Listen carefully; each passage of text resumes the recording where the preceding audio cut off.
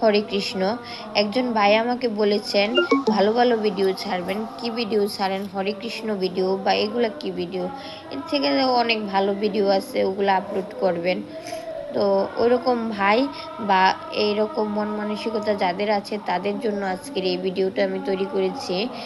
আমরা অনেক কাজে অনেক সময় ব্যবহার করি, কিন্তু আমাদের যে মৃত্যু সন্নিকটে দরজার সামনে দাঁড়িয়ে আছে, আমাদের সে কথা মনেই থাকে না। আমরা টাকার পিছনে ছুটতে ছুটতে এতটাই বেকুল যে আমরা হরিনাম নেওয়ার সময়টুকু ভুলে যাই।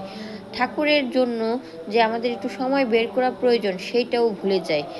আমি যদি হরে কৃষ্ণ বা হরিনামের মাধ্যম হই, আমি যদি ভগবানের দ্বার করায় পৌঁছানোর জন্য একটা মাধ্যম হই, সেই মাধ্যমটা হওয়ার জন্য হলেও আমি এই ভিডিওগুলো তৈরি করি।